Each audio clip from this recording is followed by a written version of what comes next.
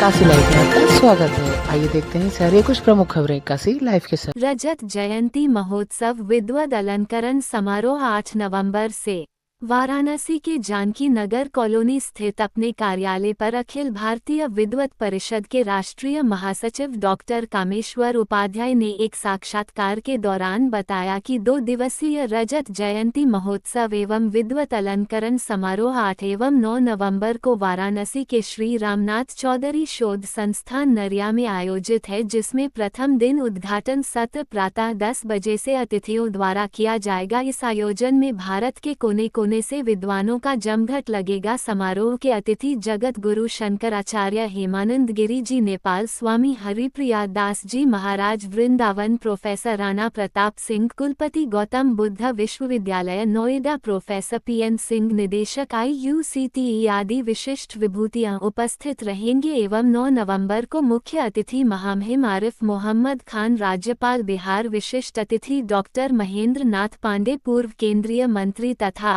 आध्यात्मिक विभूतियां जगत गुरु शंकराचार्य हेमानंद गिरी नेपाल एवं जगत गुरु श्री पद्मनाभ शरण देव जी महाराज जयपुर की उपस्थिति रहेगी। इस आयोजन का अध्यक्षता प्रोफेसर जयशंकर लाल त्रिपाठी, राष्ट्रीय अध्यक्ष अखिल भारतीय विद्वत परिषद करेंगे। साथ ही विद्वत परिषद द्वारा प्रकाशित पुस्तकों का लोकार्पण एवं सांख्य कारिका का विमोचन तथा वितरण किया जाएगा। उन्होंने आगे बताया कि रजत जयंती महोत्सव में 40 से अधिक विभूतियां को सम्मानित किया जाएगा, जो पूरे भारतवर्ष से होंगे। रजत जयंती इस बार मनाई जा रही है और कहाँ पे, किस तारीख को मनाई? अखिल भारतीय विद्वत परिषद का यह 25वां वर्ष पूर्णता की ओर है। रजत जयंती महोत्सव 8 और 9 नवंबर को हम लोग मना रहे हैं और देश विदेश से 40 विद्वानों का सम्मान किया जा रहा है।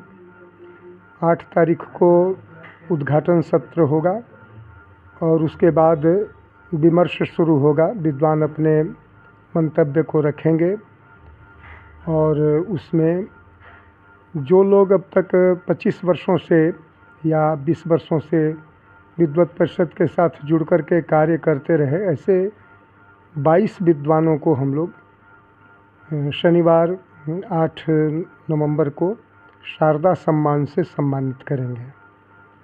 और 9 नवंबर को जो मुख्य कार्य होगा उसमें देश विदेश से आए हुए हमारे जो 40 विद्वान हैं उनको सम्मानित किया जाएगा। और इस कार्यक्रम में मुख्य अतिथि के रूप में बिहार प्रांत के माननीय राज्यपाल श्री आरिफ मोहम्मद खान जी का आगमन होगा और उनके सानिध्य में विद्वत परिषद अपना 25वां वर्ष पूरा करेगी। सबसे महत्वपूर्ण बात यह है कि विद्वत परिषद ने अपने जन्मकाल से लेकर अब तक 25 वर्षों के भीतर देश के सभी कोने कोने से, सभी प्रांतों से विद्वानों को सम्मानित करने का कार्य किया है और विद्वान संतों का भी अद्भुत समागम होता रहा है।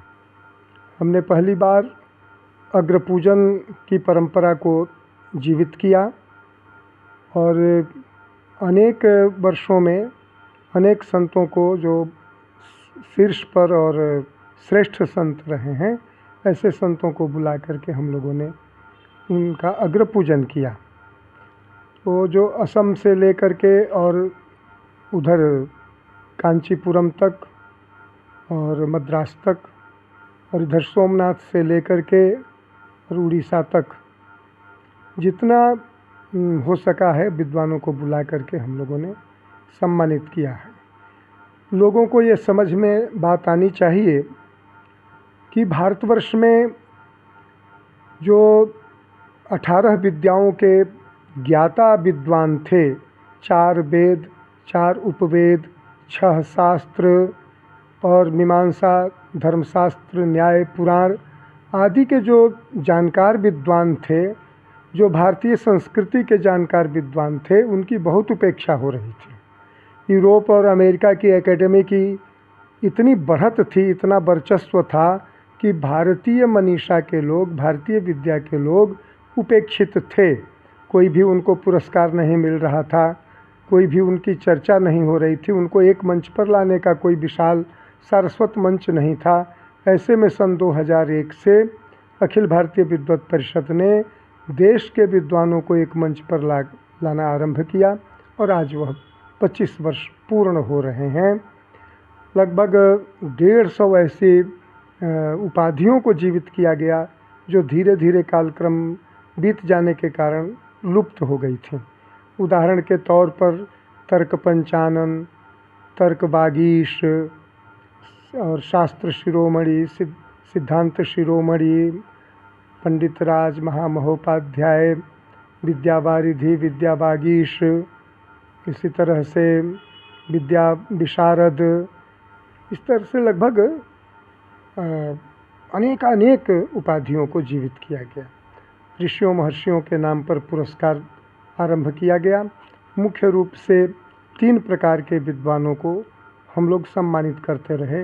एक जो युवा विद्वान हैं और जिन्होंने कम उम्र में अपनी प्रतिभा के बल पर और लेखन के बल पर यश अर्जित किया, ऐसे लोगों को हम लोग युवा प्रतिभा सम्मान से सम्मानित करते रहे।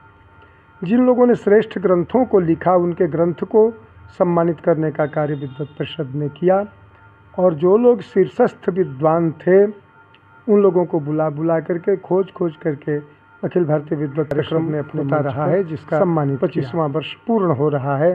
पहले इसमें माननीय प्रोफेसर मुरली मनोहर जोशी जी, अशोक सिंघल जी, माननीय राजनाथ सिंह जी जब गृह मंत्री थे तब आए थे, डॉक्टर महेंद्र नाथ पांडे जी, माननीय आरिफ मोहम्मद खान जी, और शिक्षा मंत्री यहाँ थे उत्तर प्रदेश के दुर्गा प्रसाद जी, और बिहार के अनेक मंत्री जैसे स्वास्थ्य मंत्री थे रामधनी सिंह जी, ये सब लोग आ चुके हैं। एक राजनेता के रूप में वे राजनेता जिन्हें भारतीय संस्कृति से लगाव था, प्रेम था, जो भारतीय संस्कृति से जिनके मन में चिढ़ नहीं थी, ऐसे लोगों को भी हम लोगों ने बुला करके और राजनय शिरोमणि आदि की उपाधियां उन लोगों को हम लोगों ने दी। अभी तक कितना गुरुजी लोगों को, विद्वानों को आपने उपाधि दे दी? देखें, जो इसमें भी सम्मान 2 प्रकार का होता रहा कि अखिल भारतीय विद्वत परिषद का केंद्र काशी है, तो केंद्र में अब तक हम लोग मतलब 1000 के आसपास विद्वानों को बुला करके सम्मानित कर चुके हैं।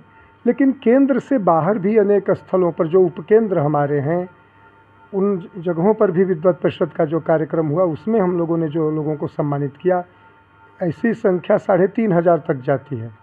जैसे जयपुर में कार्यक्रम हुआ, पटना में कार्यक्रम हुआ, सासाराम में हुआ, आरा में हुआ, प्रयागराज में हुआ, तो अन्य जगहों पर जब जिस वर्ष कार्यक्रम हुआ तो वहाँ के स्थानीय विद्वानों को या 100 किलोमीटर के अंतर्गत के विद्वानों को बुला करके उनको सम्मानित किया गया है।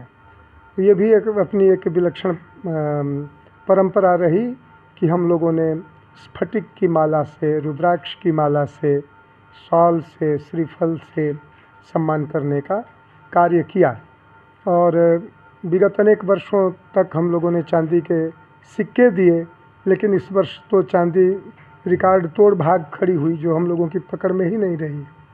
लेकिन फिर भी आगे अनेक प्रकार के उपक्रम चलाए जाएंगे। जैसे इस वर्ष एक नई चीज़ लेकर के विद्वत परिषद सामने आई है कि कुछ ऐसी पुस्तकें जो पूरे देश में कोर्स में चलती हैं, पढ़ाई जाती हैं, संस्कृत की पुस्तकें, ऐसी पुस्तकों को छाप करके विद्यार्थियों को निःशुल्क उपलब्ध कराना। जैसे सांख्य कारिका को हम लोगों ने निःशुल्क उपलब्ध कराया है अपने विद्यार्थियों के बीच में। ऐसे ही आगे हम कुछ और पुस्तकों को, जैसे वेदांत सार है, अर्थ संग्रह है, तर्क संग्रह है, तर्क भाषा है, मीमांसा परिभाषा है और अमरकोश है, इस तरह की 12-15 पुस्तकें जिससे संस्कृत जगत जिसको पढ़े बिना विद्वान नहीं बनता, ऐसी पुस्तकों को भी हम लोग छाप करके और उसको छात्रहित में जारी कर रहे हैं। वाराणसी, काशी या बनारस, नाम भले कई हों पर एहसास एक ही है। हर नाम अपनी कहानी कहता है, भक्ति की, शांति की और उस मिठास की जो इस शहर की रूह में बसी है। और अब उसी मिठास को आगे बढ़ाते हुए सिगरा थाना के सामने होटल आर के ग्रैंड के नीचे स्थित are K bakers and company लेकर आया है वही मिठास और प्यार। यहाँ हर cake, pastry, donut, mocktail, coffee, pizza, burger, toast, healthy breakfast और हर एक बेकरी क्रिएशन दिल से बनाई जाती है ताकि हर बाइट में वही अपनापन महसूस हो जो वाराणसी की गलियों में बसता है। R K bakers and company, the taste you'll always return to.